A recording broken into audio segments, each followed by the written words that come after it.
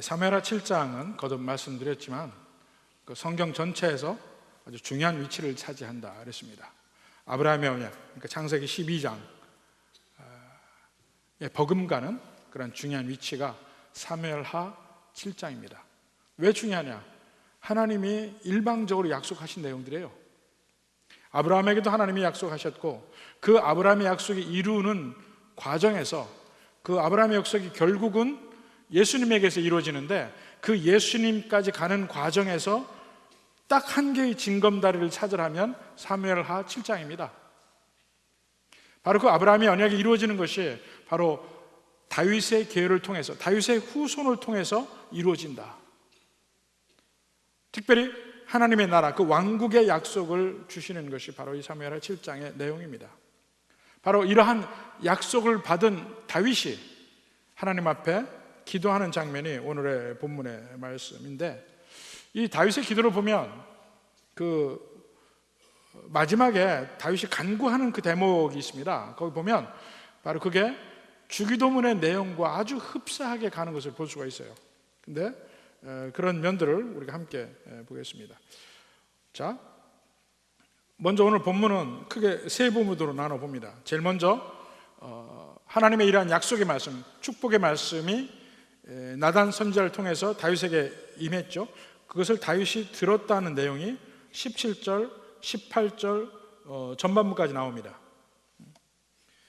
그 다음에 이제 다윗의 기도가 18절 후반부부터 나오는데 제일 크게 두 부분으로 나눕니다. 제일 앞에 부분 24절까지는 하나님을 찬양하는 내용이에요. 하나님이 이제까지 하신 일에 대한 찬양, 하나님이 앞으로 하실 일에 대한 찬양, 그리고 그 하나님이 하시는 일 말고 하나님이 누구시냐, 바로 그 하나님의 그 본질 그 자체를 찬양하는 내용이 나옵니다.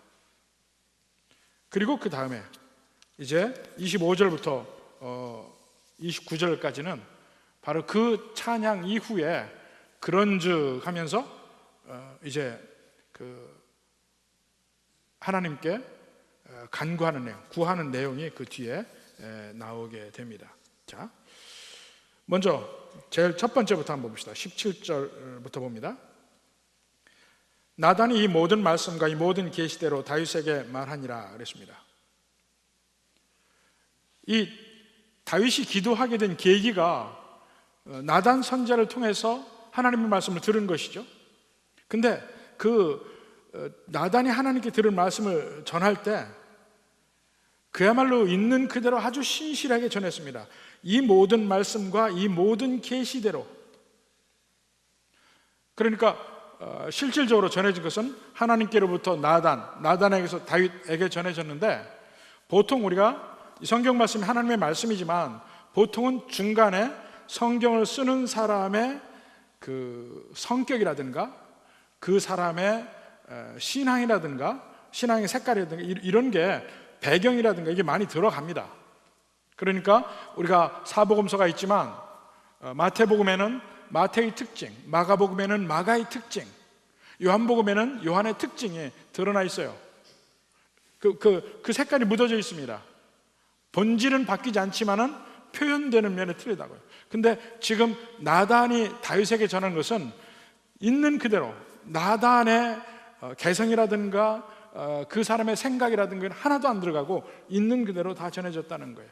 그러니까 지금 하나님 나단 다윗 이렇게 되어지만은 실질적이면은 하나님이 나단에게 얘기하듯이 그대로 하나님이 다윗에게 이야기한 것처럼 비춰지는 그와 같이 투명하게 나단이 전했다는 것입니다.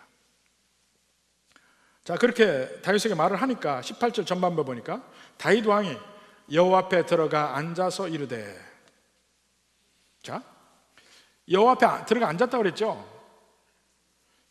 이 대목이 재밌는 게 바로 7장 1절에 보면 여호와께서 주의 모든 원수를 무찌르사 왕으로 궁에 평안히 살게 하실 때, 평안히 살게 하실 때라는 말이 다윗이 궁에 평안히 앉아있을 때라고 되어 있습니다. 야샤브라는 말 나와서 앉아있을 때. 그러니까 모든 출발점이, 자, 멋진 궁전에서 다윗이 앉아있는데 다윗이 생각합니다.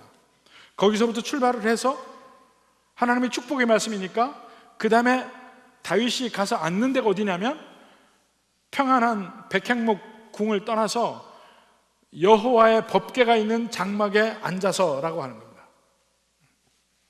그러니까 이미 기도를 시작하기 전부터 다윗의 변화가 보이죠.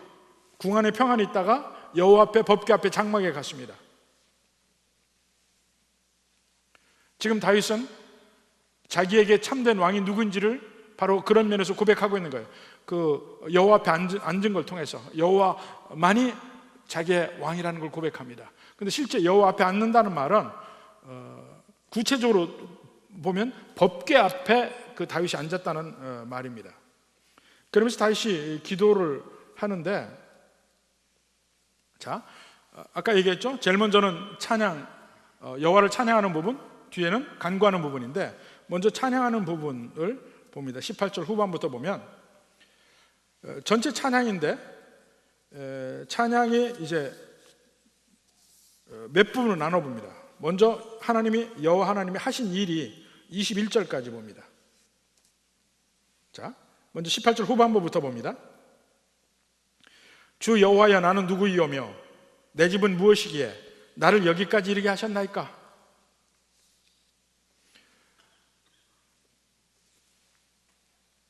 여호와 하나님께서, 다윗이 돌이켜보니까 베들레헴의 작은 목동으로 살던 데서 하나님이 택하셔서 이제는 예루살렘에서 모든 이스라엘 민족의 지도자로 세웠거든요. 진정한 그 하나님을 향한 찬양은 하나님 앞에서 나를 낮춘 사람에게서 나오는 겁니다. 진정한 찬양은 존 뉴턴의 Amazing Grace, 그 안에도 결국 나 같은 죄인 살리신, 이게 Amazing Grace의 그 엄청난 하나님의 은혜의 근본이 그겁니다. 나 같은 죄인을 살리신, 출발점이 그거란 말입니다. 다윗도 나 같은 사람을 하나님이, 그러니까 주 여호와여, 나는 누구이오며 하고 말하는 게 바로 그겁니다. 전혀 받을 기대도 하지 않던 사람, 받을 자격도 없다고 생각하는 그 사람에게 하나님의 은혜가 베풀어질 때 저절로 하나님을 향한 찬양이 나온다는 거예요. 로마서 5장 한번 봅시다. 로마서 5장 6절에서 8절까지 보면 은혜가 뭐냐, 은혜.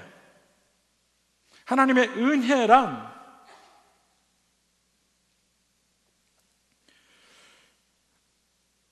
우리가 아직 연약할 때에 기약대로 그리스도께서 경건하지 않은 자를 위하여 죽으셨도다. 경건하지 않은 자를 위해 죽으셨도다. 뒤에 보면 죄인 되었을 때, 8절에 보면 우리가 아직 죄인 되었을 때 그리스도께서 우리를 위하여 죽으셨다. 그러니까 이 출발점을 제대로 알고 제대로 고백을 해야 온전한 찬양이 나온다는 거예요. 이 출발점을 모르면 하나님을 찬양한다 하더라도 그것은 거짓된 것, 그냥 겉으로 입술로만 하는 것이 될 가능성이 있습니다. 그러니까 하나님이 다윗에게 주신 그 은혜, 그 은혜를 찬양하는 출발점이 다윗이 내가 누구입니까? 자기의 본질을 아는 낮아짐, 거기서부터 출발을 하는 것이죠. 그가 하나님 부를 때도 주 여호와여 하고 부릅니다. 주 여호와여, 주 여호와여, 나의 주인이신 여호와여 하는 말입니다. 근데 바로 그 전에 하나님이 다윗을 축복할 때 내 종 다윗이라고 얘기해요. 내 종 다윗. 5절에도 그랬고 8절에도 그랬고. 자, 그러니까 이게 일종의 포뮬라인데, 너는 나의 종이고 나는 너의 주이다, 이 표현이거든요. 너는 나의 종이고 나는 너의 주님이다. 이게 이 포뮬라가 어디서 나오냐면 이스라엘에서 결혼 서약을 할 때의 내용입니다. 너는 나의 아내이고 나는 너의 남편이다. 이렇게 얘기하는 겁니다. 하나님이 이스라엘 백성들에게도 너희는 나의 백성이요 나는 너희의 하나님이라. 이 전부 같은 포뮬라예요. 이 관계를 이야기하는데 마치 부부 관계와 같은 관계, 이런 언약적 관계를 얘기할 때 합니다. 다윗과 여호와 하나님과도 여호와 하나님 다윗에게 얘기합니다. 나의 종 다윗. 다윗은 하나님께 얘기합니다. 내 주 여호와. 이게 언약적 관계를 얘기해요. 다윗의 기도 속에서 주 여호와여, 내 주 여호와여라는 말이 7번 나와요. 근데 내 주 여호와여, my Lord 야훼, 이 말이 여기서 7번 나오고 다른 사무엘서 전체에 하나도 나오지 않습니다.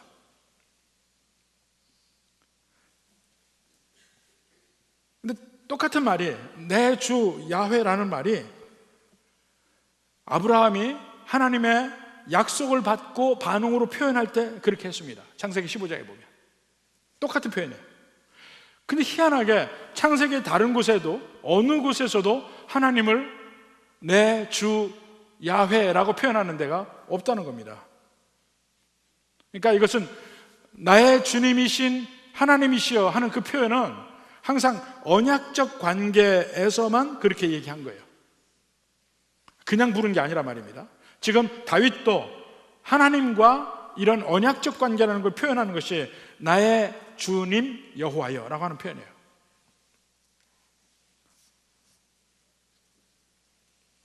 내게 주시는 이 은혜가 얼마나 놀라운 은혜입니까? 하고 얘기하죠. 그 다음에 이제까지 나를 여기까지 이르게 하셨나이까? 이제까지 다윗의 모든 삶 속에서 역사하신 하나님의 은혜를 얘기하는 것이고, 그 다음에는 미래적인 내용입니다. 19절에. 나만 얘기하면 재미없으니까 여러분 같이 한번 읽어봅시다. 19절 시작. 주 여호와여, 주께서 이것을 오히려 적게 여기시고 또 종의 집에 있을 먼 장래 일까지도 말씀하셨나이다. 주 여호와여, 이것이 사람의 법이니이다. 자, 이제까지 하나님이 다윗을 베들레헴에서부터 예루살렘까지 올리신 일은 정말 놀라울 만한 일입니다. 그런데 지금부터 이 다윗의 언약 안을 보면 지금부터 하나님이 다윗과 그 후손에게 또 이스라엘 백성에게 앞으로 하신다는 그 일은 그보다 훨씬 어마어마한 일이에요. 그러니까 앞뒤를 비교해 보면 이제까지 하신 일이 놀라운 일이라고 했는데 그것은 앞으로 올 일에 비하면 상대적으로 시작에 불과해요. 아무것도 아닌 거예요. 다윗이 지금 얘기하는 게 그겁니다. 자, 19절에 주 여호와여, 주께서 이것을 오히려 적게 여기시고, 이제까지 자기를 베들레헴에서 예루살렘까지 오는 그 여정을, 정말 놀라운 일인데, 놀라운 하나님의 은혜인데, 하나님이 자기가 적게 여기는 게 아니에요. 하나님이 이거를 적게 여기시고 앞으로 훨씬 더 큰 은혜를 주신다는 거예요. 그걸 지금 다윗이 고백하고 있죠. 이것을 오히려 적게 여기시고 또 종의 집에 있을 먼 장래일까지도 말씀하셨나이다. 이제 먼 장래, 종의 집이라고 그래서 종, 스스로를 계속해서 종이라고 얘기해, 하나님 앞에서. 근데 이제까지 그 하나님이 다윗 왕 때까지 내 종이라고 부른 사람은 3사람밖에 없어요. 3사람. 하나는 아브라함을 내 종이라고 표현했습니다. 두 번째는 모세를 내 종이라고 표현했어요. 세 번째 사람은 갈렙이었어요. 갈렙. 그러니까 아무나 내 종이라고 하나님이 표현하지 않았다니까요. 그런데 다윗이 당신의 종, 자기 자신을 이렇게 얘기하고 있어요. 종의 집에 있을 먼 장래일까지도 말씀하셨나이다. 그리고 주 여호와여, 이것이 사람의 법이니이다. 이게 조금 이해하기가 좀 어려운 얘기입니다. 사람의 법인이다. 이것은 그 히브리어로는 토라 하 아담이라는 표현입니다. 토라 하 아담. 이 무슨 말이냐면 그 아담의 토라인이다라는 말이에요. 토라. 근데 토라는 여러분 들어봤죠? 토라라는 말이 뭡니까? 모세 오경을 토라라고 그래요. 토라. 율법을 토라라고 그래요. 하나님의 명령 또는 하나님의 약속, 이것을 토라라고 그래요. 그래? 토라 하 아담. 하는 정관사입니다. 더. 토라 of the 아담. 여러분, 아담이란 말을 뭘로 알고 있어요? 사람 이름으로밖에 모르죠. 근데 창세기 2장에 보면 먼 옛날, 아주 먼 옛날에 제가 창세기 설교할 때 얘기했습니다. 너무 멀어서 아무도 기억하는 사람이 없을 것 같아. 아담이란 말이 보통 명사로 그냥 사람이라는 뜻입니다. human. 원래는 사람이라는 뜻이에요. 근데 창세기 2장을 보면, 그러니까 하나님이 사람을 창조하시니라 할 때 히브리어 성경을 보면 아담이라고 돼 있어요. 아담이라고 돼 있어요. 근데 그것은 보통 명사입니다. 하 아담이라고 돼 있어요. 근데 어느 순간부터, 창세기 2장의 어느 순간부터 그 아담이란 말이 정관사가 빠져요. 정관사가 앞에 더라는 말이 빠져요. 그러면 어떻게 됩니까?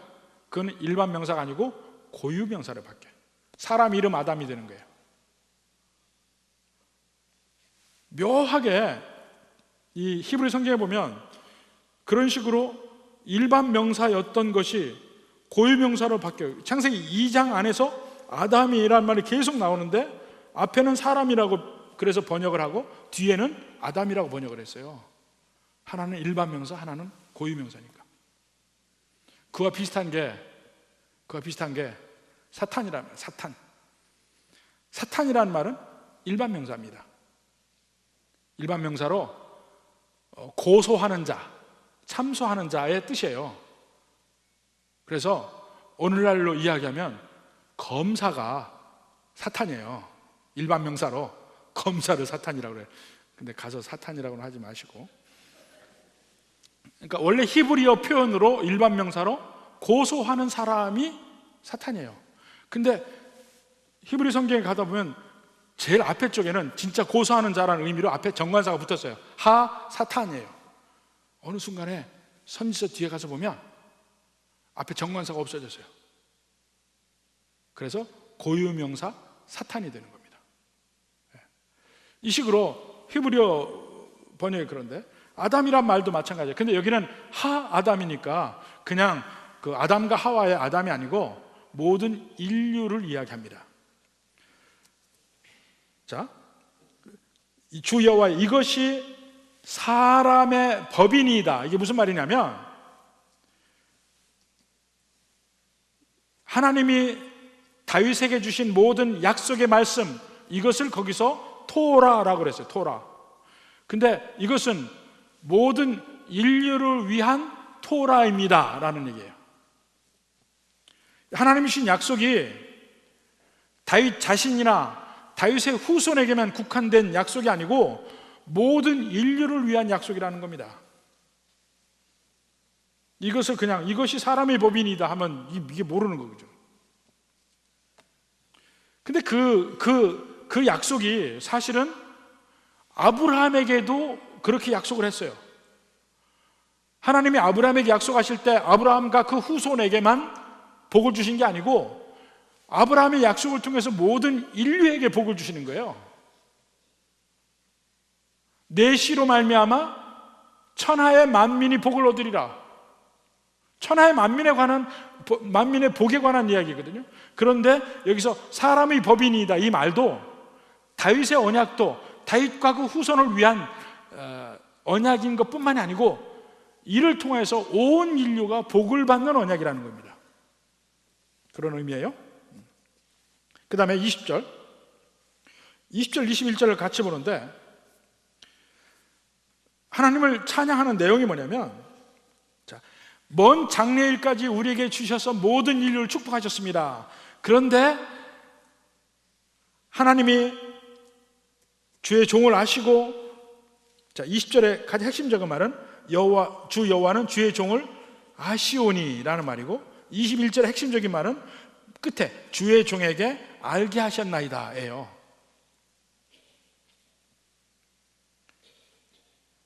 하나님이 하신 모든 말을, 모든 약속의 말을 듣고 나서 다윗이 할 말을 잃었어요.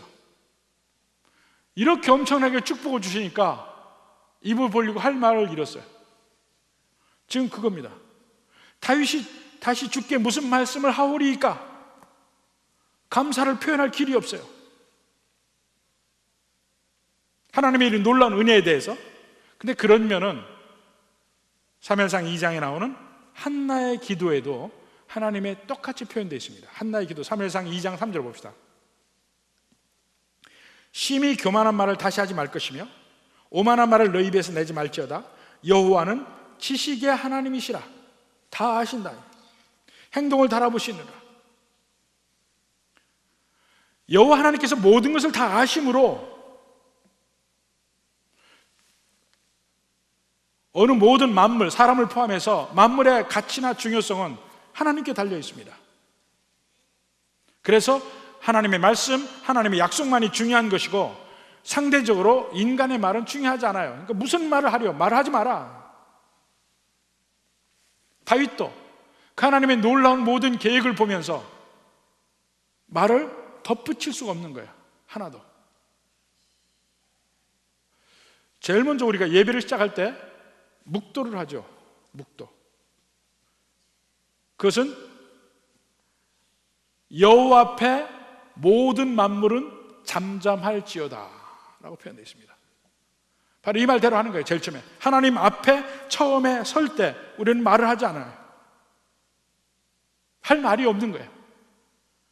하나님을 경외하는 마음으로, 하나님의 모든 은혜에 대해서 토를 달지 않는 마음으로 한마디 말을 붙이지 않습니다. 오직 하나님께만 영광과 주권이 있다는 표현이에요.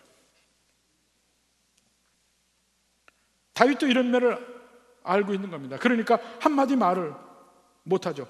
주의 종을 아시오니 내가 주께 무슨 말을 하오리까? 그 다음에 21절에 보니까 주의 말씀으로 말미암아 주의 뜻대로 이 모든 큰 일을 행하사 주의 종에게 알게 하신나이다. 하나님은요, 먼저 하나님의 생각 속에서 계획이 세워집니다. 하나님의 생각 속에서 이미 다윗을 다 알고 계세요. 그래서 그에 대한 계획을 세우시고 그에 대한 일을 행하시는데 그것이 다 이루어진 다음에 하나님이 다윗에게 알게 하신 겁니다. 나단을 통해 한 약속이 그거예요. 이미 창세 전부터 하나님은 그 계획을 다 세우셨어요. 그 계획을 지금 실행 중에 있습니다. 그러다가 마지막에 그 종 다윗에게 그 사실을 알게 하신 거예요. 알게 하셨나이다 하고 주의 종에게 알게 하셨나 했는데 과연 다윗은 무엇을 알았을까요? 뭘 알았다는 거예요? 우선 다윗이 알았던 게 있습니다. 자, 사무엘하 5장 12절 봅시다. 다윗이 여호와께서 자기를 세우사 이스라엘 왕으로 삼으신 것과 그의 백성 이스라엘을 위하여 그 나라를 높이신 것을 알았더라. 하나님의 이 뜻을 다윗이 아는 겁니다. 하나님이 하시는 이 일을 알았어요. 그런데 이 일은 왕으로 삼는 그 과정까지 이 놀라운 일을 뭐라고 그랬어요? 19절 초반부에 보면 오히려 앞으로 될 일을 비교하면 이건 적은 일이다. 그건 작은 일이에요. 오히려 그건 작은 일이고 지금 하나님이 약속을 나단 선지자를 통해서 이야기하는 것이 엄청나게 큰 약속을 지금 다윗이 새로 알게 된 겁니다. 근데 엄청나게 큰 일이 다윗과 그 후손에게 계속 이루어질 텐데 그것은 다윗과는 전혀 무관해요. 그가 어떠한 품성을 가졌는지, 그가 얼마나 착한지 아무 관계가 없어요. 오직 주의 뜻대로. 21절에 주의 말씀으로 말미암아 주의 뜻대로라고 되어 있습니다. 주의 뜻대로. 인간이 여기 들어가지가 않아요. 주의 뜻대로. 하나님이 다윗을 택한 것은 다윗이 누구보다도 뛰어난 점이 있어서가 아니고 주의 뜻대로. 하나님이 이스라엘을 택하신 것은 이스라엘 민족이 다른 민족보다 더 착하거나 더 나아서가 아니고 주의 뜻대로. 하나님이 여러분을 택하신 이유는 여러분이 이 세상 사람보다 착해서가 아니고 이 세상 사람보다 뭔가 나아서 그런 것이 아니고 주의 뜻대로. 주의 뜻대로. 이스라엘을 택한 것이나 다윗을 택한 것이나 여러분을 택한 것이나 다 마찬가지예요. 그 모든 것의 출발은 주의 말씀. 주의 말씀으로 말미암아. 거기서부터 출발합니다. 주의 말씀으로 말미암아 주의 뜻대로 이 모든 큰 일을 행하시면서 다윗에게 알게 하셨어요. 다윗이 지금 그걸 얘기하는 겁니다. 자, 과거에 된 일 정말 큰 일이다. 앞으로 하나님께서 하신 일, 그 앞으로 하실 일을 생각해 보면 이제까지 된 큰 일, 그건 작은 일이야. 엄청난 일이야. 자, 이 두 가지를 통해서 하나님을 찬양하는데 하나님이 하신 일, 하나님이 앞으로 하실 더 큰 일, 그것을 찬양하고 있습니다.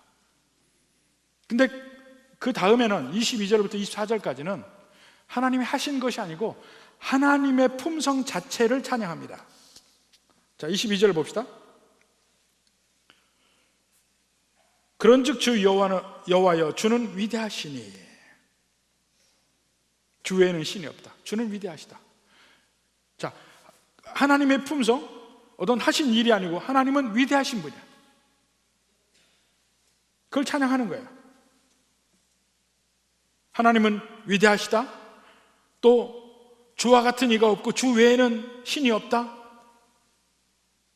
이것도 한나의 시에 나와요. 이 한나의 시가 사무엘 상하에 나오는 하나님이 어떤 분인 걸 다 집약적으로 표현해 주고 있습니다. 사실은 한나의 시 봅시다. 사무엘상 2장 2절. 여호와와 같이 거룩한 이가 없으시니 이는 주밖에 다른 이가 없고 우리 하나님 같은 반석도 없으심이니이다. 지금 다윗이 고백하는 내용하고 똑같다니까요. 주는 위대하시다. 주와 같은 이가 없고 주 외에는 신이 없다. 근데 거기 한 가지 말이 덧붙여 있습니다. 22절에 우리 귀로 들은 대로, 우리 귀로 들은 대로. 믿음은 들음에서 나와요. 하나님의 위대하심도 우리가 듣기 전에는 몰라요. 하나님의 위대하심은 어떻게 할 겁니까? 들어야 알지. 말씀 속에서 하나님을 만나야 되고 누군가는 얘기를 해줘야 그 하나님의 위대하심을 알아요.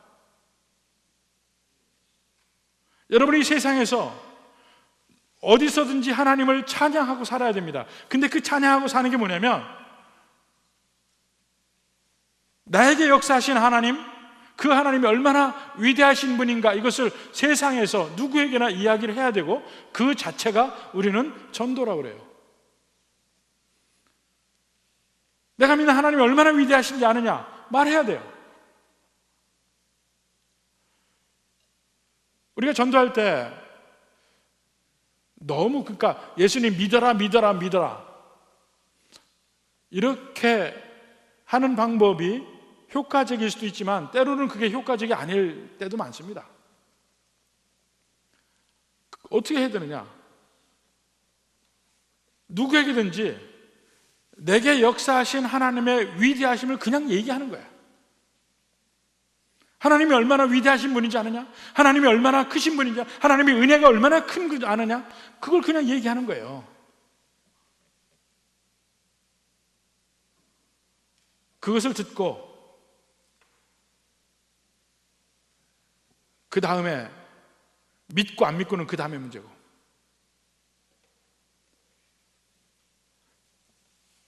다윗이 지금 하나님 앞에서 찬양한다 했는데, 다 동의하는 사실은 지금 다윗이 혼자 하나님을 찬양하는 것이 아니고 주변에 많은 사람이 있는 가운데 공개적으로 지금 하나님을 찬양하고 있다고 생각합니다.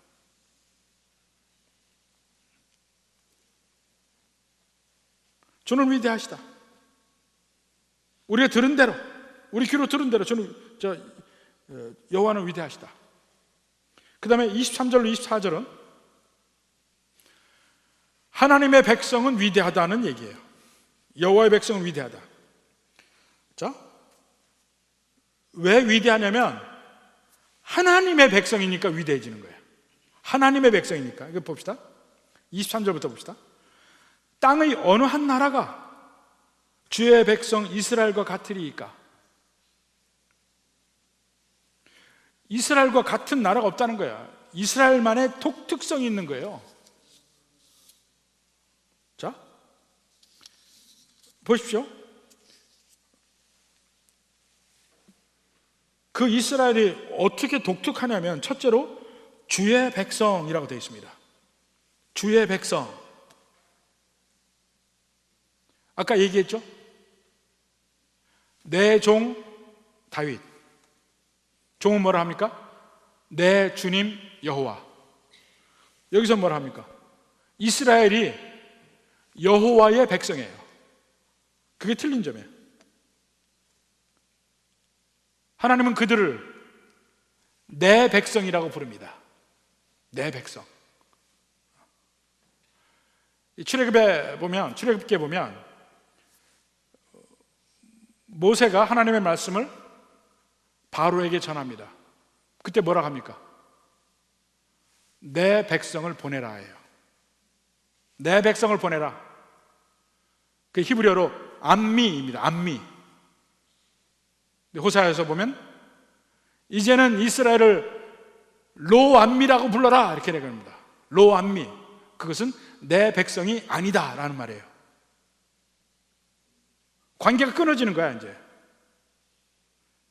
아까 남편과 아내의 결혼 포뮬라라고 그랬죠.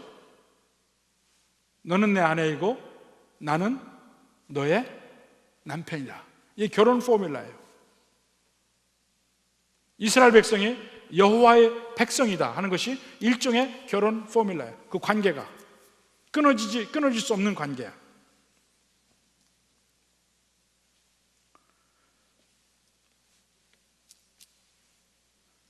주의 백성이라 이렇게 표현하겠습니다. 주의 백성. 그 다음에 땅에 오직 한 나라예요. 자, 땅의 어느 한 나라가, 이스라엘 같은 나라가 없어요. 땅에 어느 한 나라가, 땅에 오직 독특한 한 나라. 정치, 군사, 경제적으로 어느 누구도 이스라엘을 이길 수가 없어요. 그게 출애굽의 내용이에요. 이스라엘 백성들이 힘이 있어서 이깁니까? 하나님이 함께 있어서 이겨요. 이스라엘 백성들이 능력이 있어서 가나안 땅을 차지합니까? 하나님이 주셔서 차지하는 거예요. 모든 정치, 군사, 경제의 면에서 탁월한 민족이 되는 겁니다. 출애굽기에 잘 나타나는 거죠. 그러니까 거기 23절의 내용도 전부 출애굽의 얘기예요. 하나님이 가서 구속하사 자기 백성으로 삼아 주의 명성을 내시며 그들을 위하여 큰 일을, 주의 땅을 위하여 두려운 일을 애굽의 많은 나라들 그 신들에게 구속한 백성 앞에 행하셨다. 하나님이 이스라엘을 애굽에서 구하신 이유가 거기 두 가지가 나옵니다. 주의 명성을 내시며 주의 이름을 높였다 이겁니다. 하나님이 다윗의 이름을 위대하게 하는 이유, 후손을 통해서 그 영원한 왕국을 이루는 이유, 궁극적으로는 여호와의 이름을 높이기 위해서. 그러니까 성경 전체에 나오는 이스라엘의 역사, 모든 믿는 백성의 역사는요, 궁극적으로는 하나님의 이름이 얼마나 높임을 받느냐, 점점 하나님의 이름이 세상에 알려지는 과정이라고도 볼 수 있습니다. 그리고 그 하나님의 백성을 통해서 그들을 위하여 큰 일을 하신다.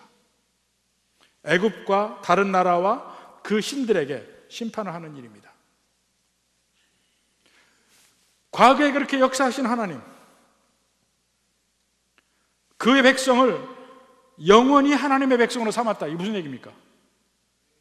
출애굽 때 그렇게 이기게 하셨는데 계속해서 하나님의 백성이면 하나님 안에 있는 한 그들이 지금도 이길 것이고 앞으로도 이길 것이고 어느 민족도 어쩌지 못하는 하나님의 백성이 된다는 겁니다. 과거, 현재, 미래까지. 하나님이 위대하십니다. 그래서 그의 백성도 함께 위대한 거예요. 이걸 지금 다윗이 찬양하고 있습니다. 하나님의 백성이 위대하게 되는 이유는, 하나님의 백성이 세상에서 승리하는 이유는 하나님이 그 백성의 주님이 되시고 하나님이 그들에게 복 주시고, 근데 복 주시는 궁극적인 이유는 하나님의 이름이 높여지기 위해서 그렇다. 그것은 오늘날에도 마찬가지입니다. 오늘 하나님의 백성에게도 하나님이 내 백성이라고 이야기하고, 내 백성들은 하나님이 지키시고 하나님이 역사하시고 하나님 능력 주시고 이 세상의 어떠한 사람보다도 더 독특한 위치에 놓으신다 이겁니다. 여러분은 지금 그런 가운데 하나님이 여러분을 어떤 위치에 놓으셨습니까?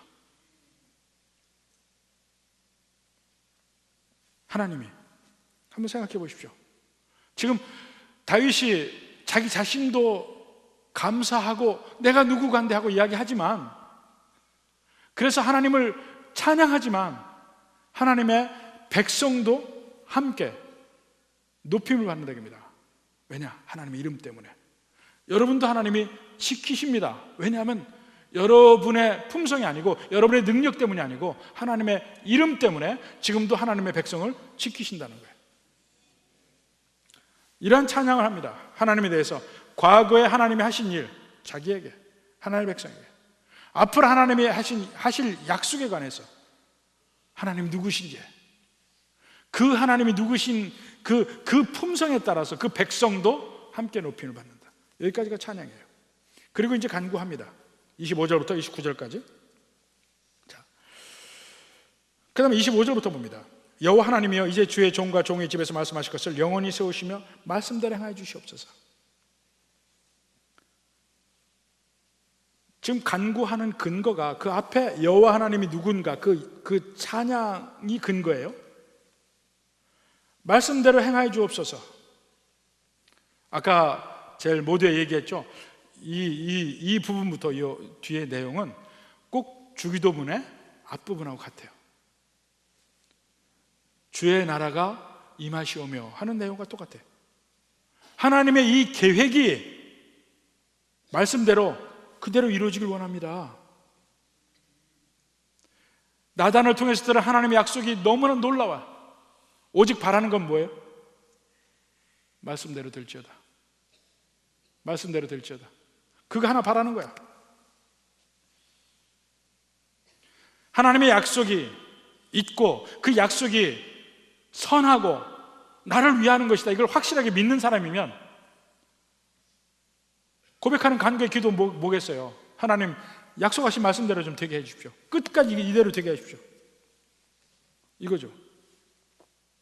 그 다음에 26절에 사람이 영원히 주의 이름을 크게 높여 이르기를, 하나님의 이름을 계속 크게 높일 수 있게 해 주시옵소서. 이 안에 뭐가 들어있습니까?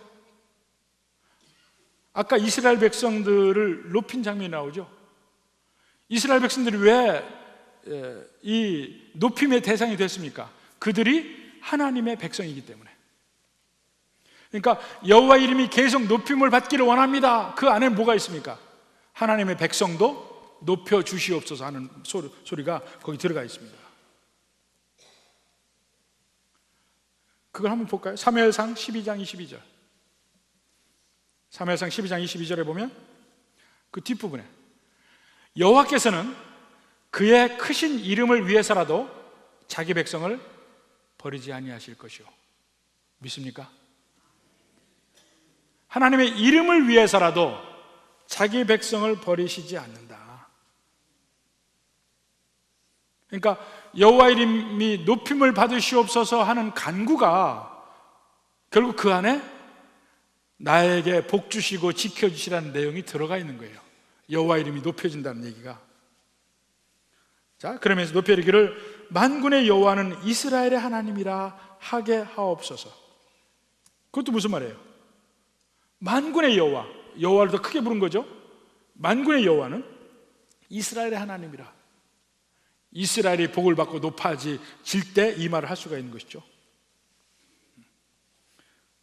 또 주의 종 다윗의 집에 주 앞에 견고하게 없어서, 그 여호와 이름을 위하여라는 말이 계속 나옵니다. 자, 로마서 1장 5절도 봅시다.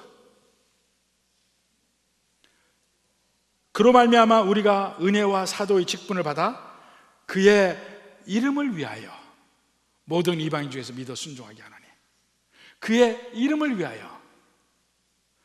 우리가 전도할 때도 그의 이름을 위하여, 우리가 모든 인생 삶을 살 때도 그의 이름을 위하여.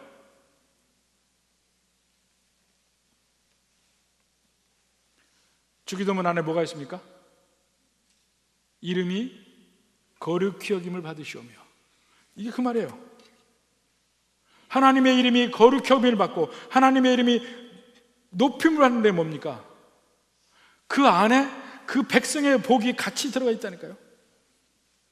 그 안에 함께 가는 겁니다. 이름이 높임 받는다는 게 나는 아니고 오직 하나님만, 그 의미가 아니라는 거예요.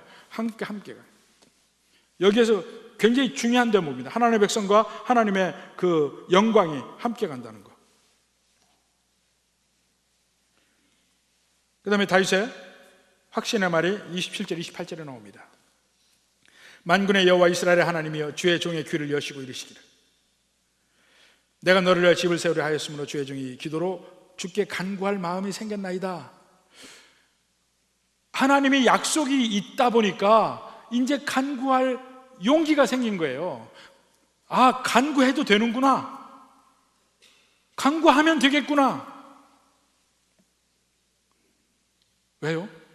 하나님이 말씀하셨으니까, 하나님이 약속하셨으니까, 아, 이게 간구해도 되겠구나 생각하는 거예요.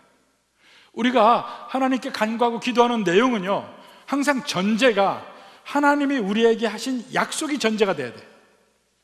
그 약속이 없이 무조건 내가 원하는 대로 간구하고 기도하는 거 아닙니다. 하나님의 약속이 있는 가운데 그 약속 안에서, 약속에 근거해서 하나님께 구하는 거예요. 지금 다윗도 그것을 그렇게 구합니다. 주께서 내게 말씀하셨으니까 나도 용기를 내서 구하겠습니다.